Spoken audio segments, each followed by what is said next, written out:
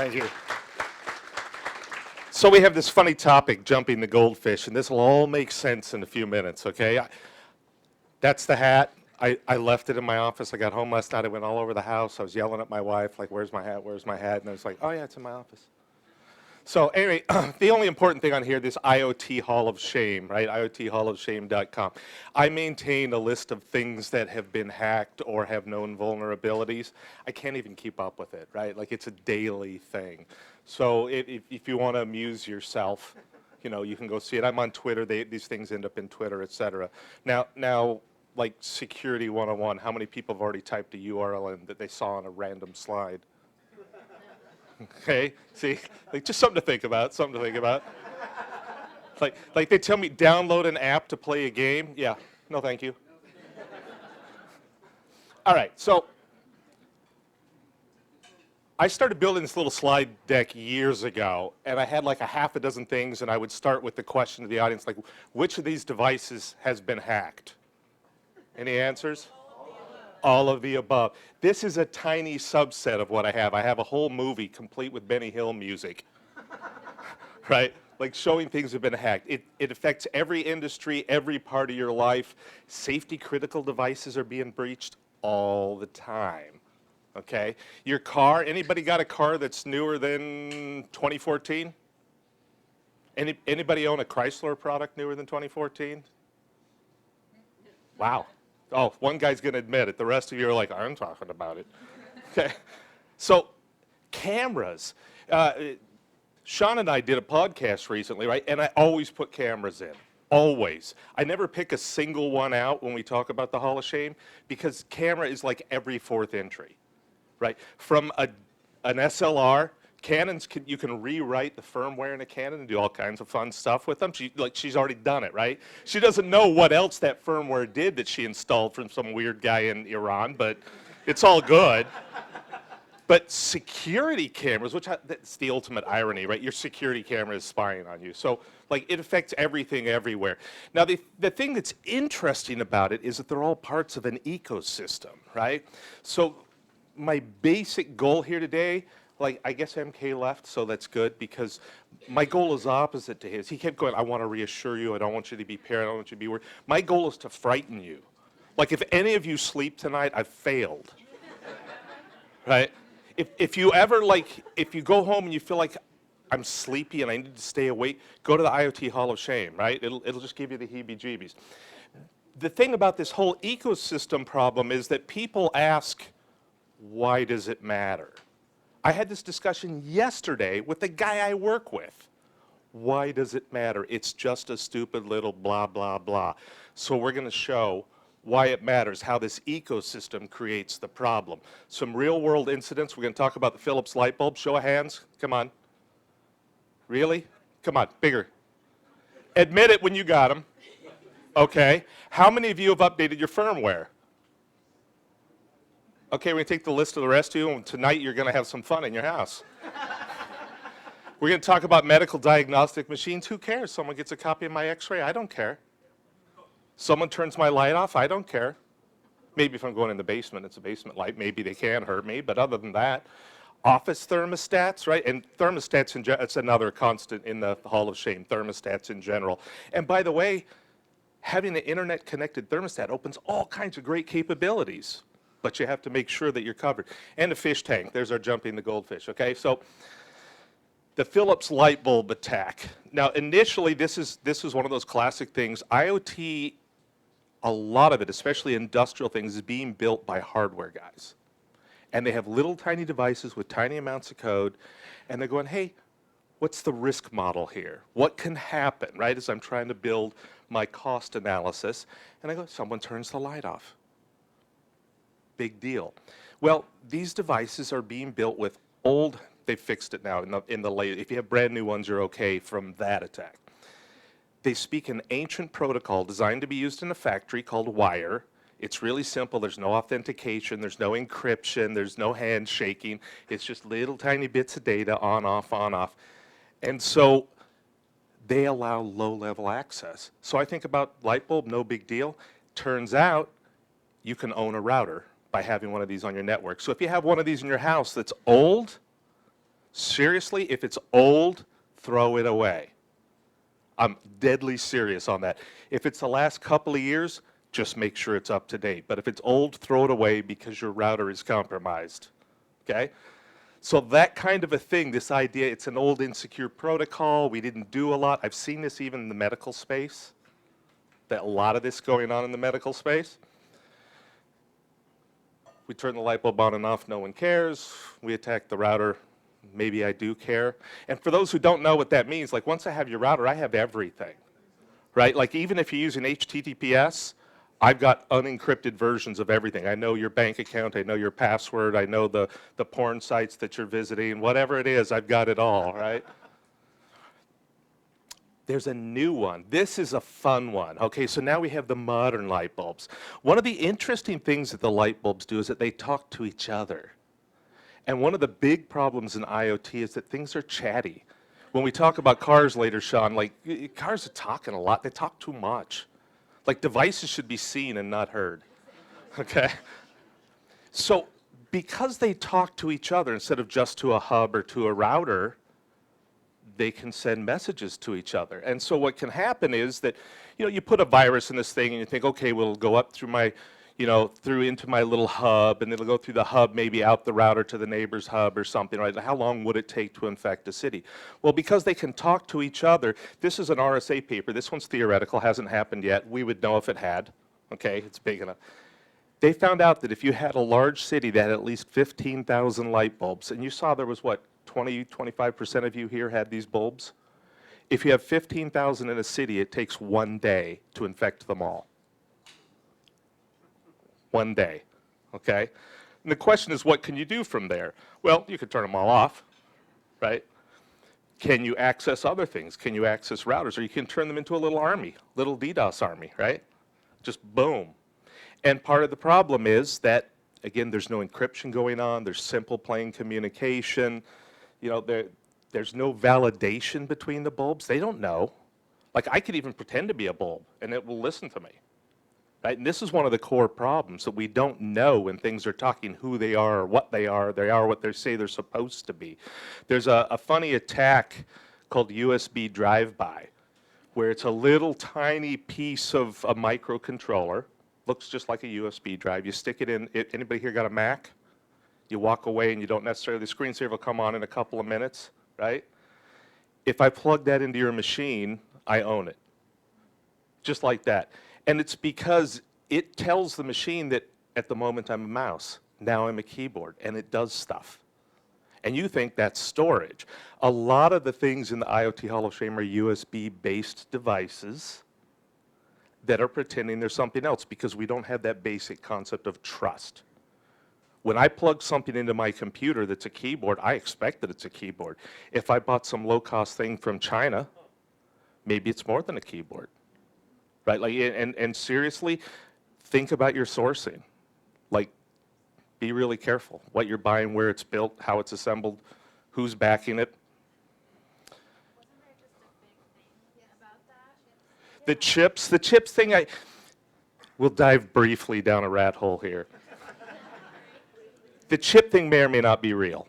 I suspect that it isn't. And the reason I suspect that it isn't is that it's completely unnecessary. Okay?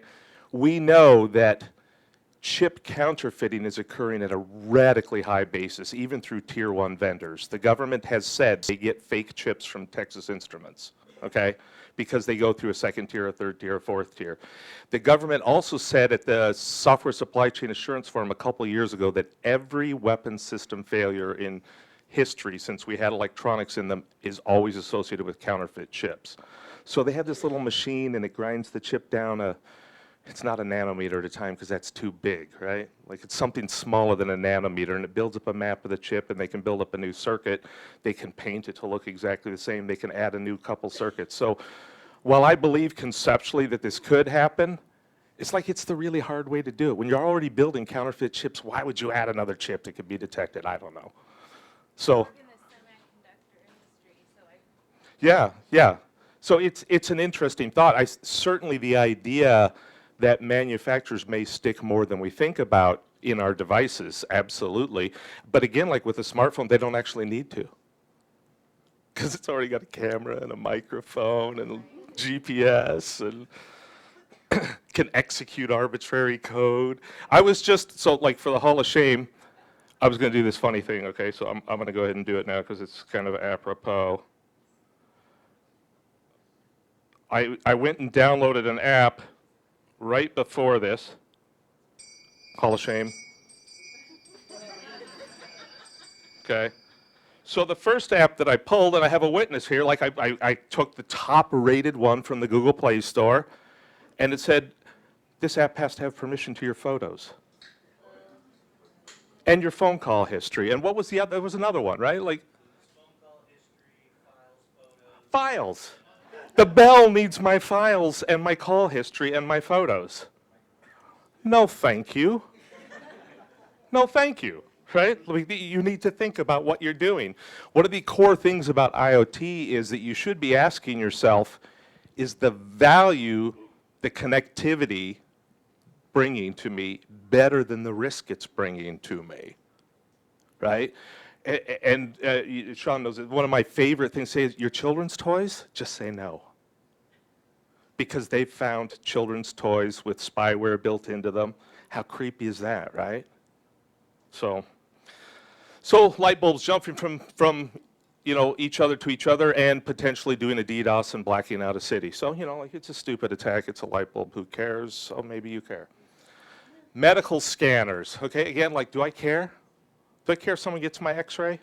Maybe if like an insurance company gets my x-ray, right? Like, let's not even talk about like 23andMe selling stuff to insurance companies, okay? Which we know they're doing, by the way. If you don't know that, they do sell it to insurance companies. So decide if that risk is worth it to you. I'm not saying it's not worth it. I'm saying know what you're getting into. So you think no big deal. And this medical one, like, it sits near and dear to me because my sister works for a company that does red team stuff. They attack people for money, okay? That's her little fun thing to do. And her son, so my nephew's doing it too. So we had to talk about hospitals, right? And from their perspective, they think of a hospital like a castle with a bunch of walls, and they're sitting on the outside going, how do I get in, how do I get in, how do I get in it? And I'm thinking, like, my dad was just in the hospital. I walk in the room. There's like 4 devices with USB ports in the room with my dad. How often is a nurse there? Like, would I have a chance to touch one of these without a nurse being there? Absolutely, right? So in this case, the medical scanners turned out to be the vector for the WannaCry ransomware. Everybody remember it was a year and a half ago that Hollywood Hospital paid 17 grand in Bitcoin. It was a cheap lesson. It was a really cheap lesson. In the UK, about 30% of the UK's medical facilities were affected. Okay, so potentially be really big. In fact, we all got lucky, right? Because somebody found a kill switch for the ransomware. But they came in through this from the inside. And again, if you have a castle mentality, you're thinking, I'm protected against the external threats, and somebody's in here, this thing's chatting away, doing stuff, exfiltrating data, encrypting data, accessing the system at a low level. It becomes the attack vector. So it can be really important. Again, this case, once that thing gets in, it's old unpatched Windows vulnerabilities. You know that there are ATMs out there, a not insignificant number of ATMs running Windows 95? If that makes you comfortable, like you're in the wrong line of work. Does anybody here feel like Windows 95 is something they could work with? Okay, so unpatched doesn't even begin to describe it. It's unpatchable. There's no patches. There's no patches. Okay, so the England National Health Service still, in their postmortem, thinks that a firewall would have stopped this. Like, draw a network diagram. It's on the inside, man. It's on the inside. What's that spooky movie? He's in the house, right? So they access mainframes. They do what they want. Doesn't have to be a mainframe. Could be a big computer, right? Like I use it as a euphemism here, but and lock it up and get money. It's a good little business, right? You see that like financially driven attacking. It used to be that like, why would someone attack me, right? Why would they attack my business? Now it's all like somewhere there's a way to link it to money, whether it's ransomware, whether it's selling credit cards. You think selling someone's like credit card number at $8 a piece isn't great, but when you grab 20 million of them from Target, I'll take that. I can live with that. I could live on 160 million. My wife and I had this conversation the day because we got in a pool for the lottery, and there was 10 of us, so my share would have been 160 million. I'm like, I'm okay with that. So just for fun, the blue line represents, relative to all medical devices, the installed base. And this was really interesting to me. This was the Zingbox 2018 report, because I have worried horribly about infusion pumps because they sit in the room with the patient. They all have USB ports. And unfortunately, 3 of those manufacturers are my customer, and I'm uncomfortable with one of them. Okay? So when my dad had his heart attack and I show up at the hospital, the first thing I'm like, okay. The nurse is like, what are you doing? I said, if this was this other brand, I would tell you to take it out of the room.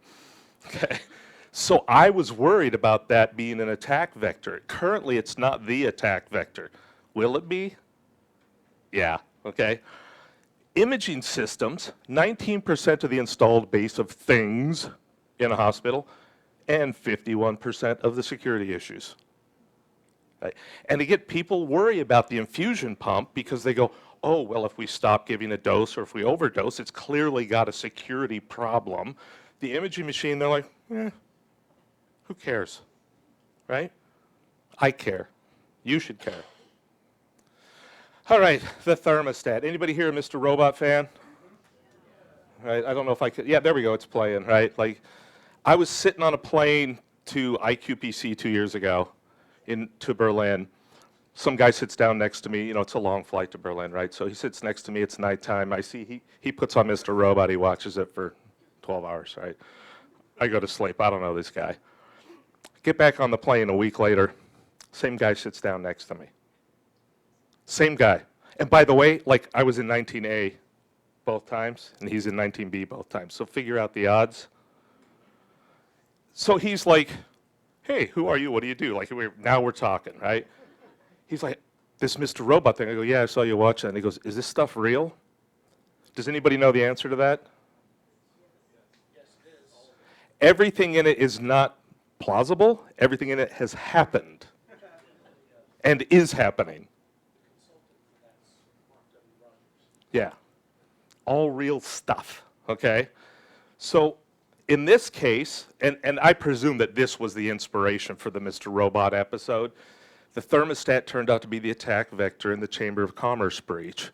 And again, in the brilliance of postmortems for security issues, this went on for a couple of months because all breaches go on for a couple of months, right? No one's ever heard of a breach that lasted a day. Has anybody heard of a breach that fast? Okay, so it went on for like 3 or 4 months. We've got it shut down. Oh, by the way, we got this thermostat and it's talking to China. Okay, like maybe you got it shut down, maybe you don't, right? So again, internet connected system doing things it shouldn't. We were talking about monitoring earlier. Like, I don't expect my thermostat to send packets anywhere. Large packets? No, thank you. China? By the way, if any of you go home, you're from another country and you can't get to my blog, that's because you're at an ISP that I don't trust. Okay? Just so you know. And by the way, if you can't get to my blog and then you go like somewhere else when you can, recognize that your internet provider is somebody I don't trust. Just think about that. Okay?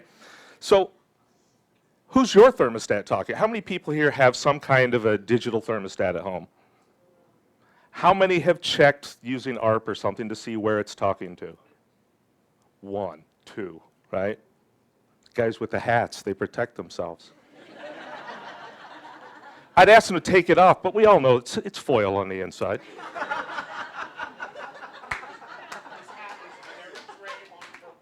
Stylish foil. Keeps you out of like a loony bin. So it's just one of those things, simple things lead to bigger problems. So the Goldfish one I just love, right? Like, because fish tank. I went through this with the lizard, okay? So My daughter-in-law wanted a lizard, and they were living with us, so I bought her this lizard.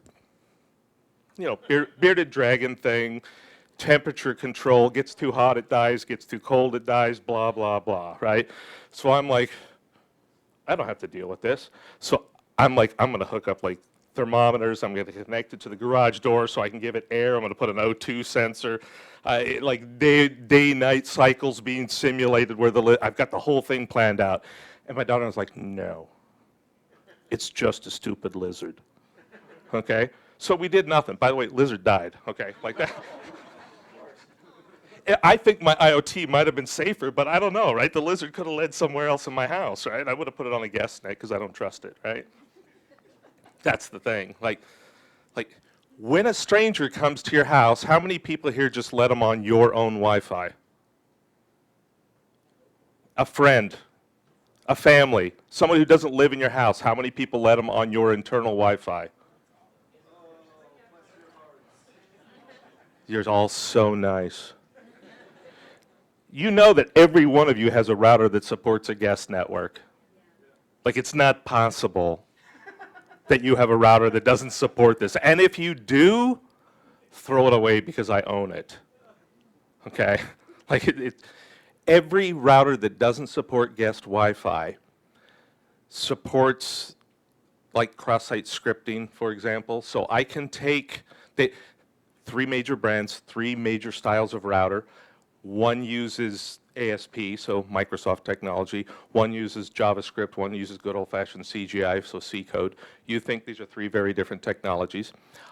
All of the routers in that era, if you go to the change password page, which you can often reach from outside the network, if you take that page and save as HTML, and you go look, you know you're supposed to put in the old password to change your password? Well, they do the validation in the browser. So for those who don't code, that means the password is in the file I just saved. So now, I fill out that form, I send it to the router from me, not from its own server, but from me. It goes, page came from somewhere else. I'm cool with that. That's all right for me. And it takes it. Now you own the router. And you can do something malicious, or you can just, like, you know, mess with one of your friends and set like an unroutable set of addresses so you break his router until he factory resets it. Teach him a lesson. It's not a way to make money, people.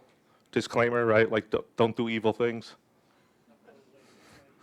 So, yeah, way to make enemies, not friends. I was actually going to do a trick this morning, then because I hit traffic, I didn't do it. I was going to drop a USB in here and see, like, I was going to put a phone home and see, like, if someone in this group would be dumb enough to do it, because the odds are pretty good. I got, you know, like, I'm big on the phishing thing. We have a guy who's a white hat hacker that works with me, and he was talking about phishing attacks. So here's his favorite thing. It's spear phishing. He's got his target. So he crafts an email with an invalid PDF. No malware, it'll pass the scanner, just won't open. He sends it to the person that he's attacking.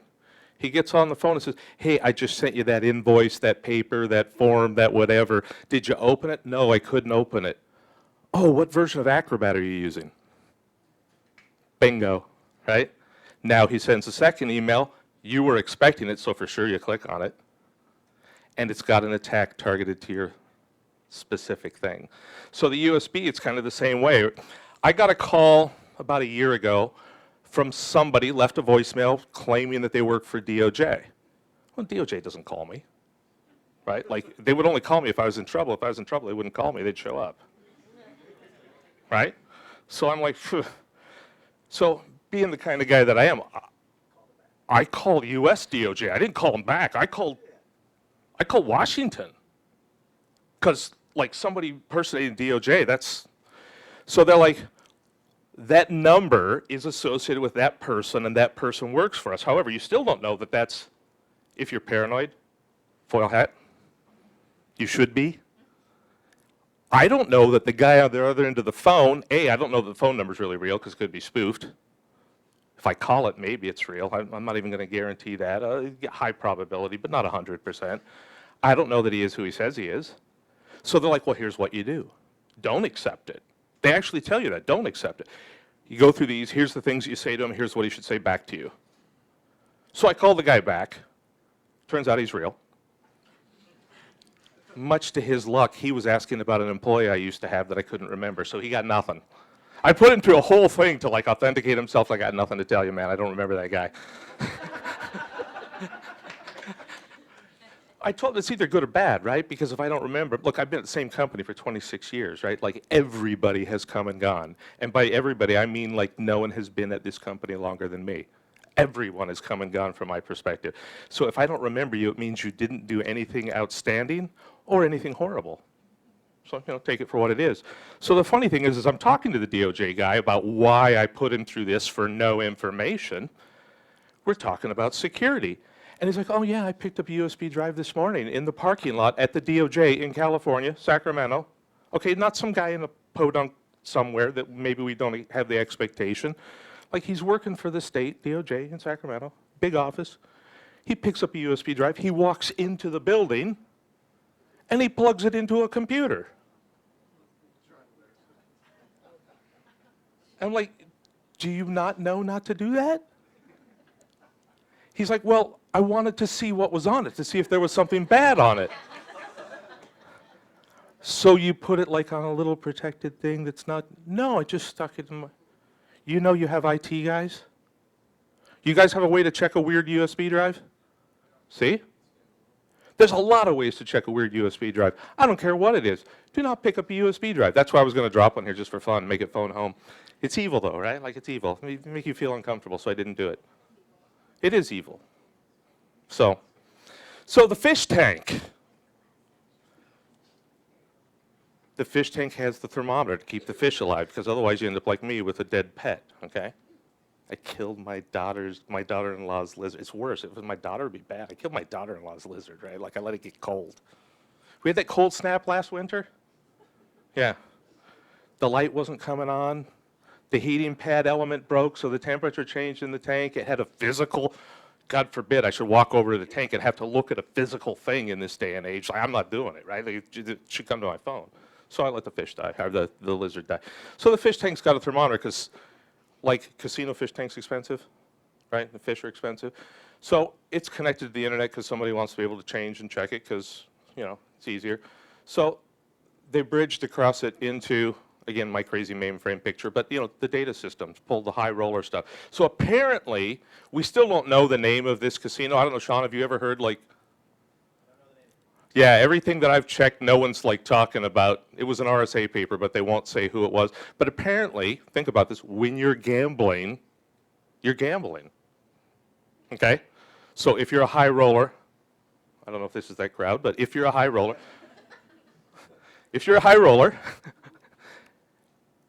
think about the fact that they have your data, not just your money. And that whatever money they have might be smaller than what the data is worth, right? Exfiltration. If you went to the guy who built this fish tank, or even to IT, hey, I'm going to stick a thermometer in the network so that I can make sure the fish don't die, you might say yes. You might say yes. I don't know. You won't now. You won't admit it now. Right? But you might say, yeah, that sounds reasonable to me. Now I'd be putting something like watching the thermometer because it should only be doing a certain thing and no more and no less. Right? The funny thing is they exfiltrated the data through the thermometer. How do you not see that? Right? Like data going out of the thermometer, okay? So these little things can lead to really big things, and this is where the problem lies, right? That we talk about you need to do risk. The guys who built the thermometer went, okay, well, the fish will die. We'll put a warning on the box. We're in California, so we'll put a warning, your fish may die, right? If something fails here, your fish will die. Not may die, they will die, okay? There we go, we're covered, no legal liability. We thought about all the attack surfaces. I had a very unpleasant conversation with a gentleman from, I won't say the name, an automotive manufacturer one day in Berlin at IQPC. And I said, you guys use those little tire pressure sensors, right? Because everyone does now, right? They're like the law, right? Because low tires were a huge cause of accidents, so we think that having a sensor that's chatty is worth the risk. And when it was discovered years ago that you could just talk to these things because they're RF. By the way, like RF radio frequency, things talking over the air, right? Not necessarily Wi-Fi. The medical industry in general thinks that security through RF is a thing. Now, I'm going to tell you, like, step one, security through obscurity is crap, okay? It's just crap, so don't even think about it. It's not going to get you anywhere. And number two, RF isn't even obscurity, right? Like, there have been sniffers for RF as long as there's been RF. I mean, if you think about a radio, it's a packet sniffer. Like, that's what it is, right? Like, you can't hide RF. You might be able to hide a wire in a wall, but you can't hide RF. So it's no protection at all, and people really, really think that they're safe because these things talk funny languages, right? So the car manufacturers all got together and said, well, there's like 20 different kinds of tire pressure sensors, each speaking its own protocol. It's too much work, and what do you get?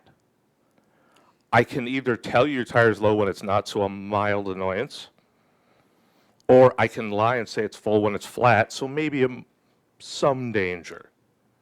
So I'm talking to the guy from this car manufacturer and said, so don't you guys have like I saw your ad and you have like self-inflating thing. He's like, yeah. I said, so like I can do that at rest or when the car is moving? He's like, when the car is moving. You know that when the car is moving, the tire heats up, the pressure goes up, right? Like everybody knows that. Pressure goes up as the tire gets warmer.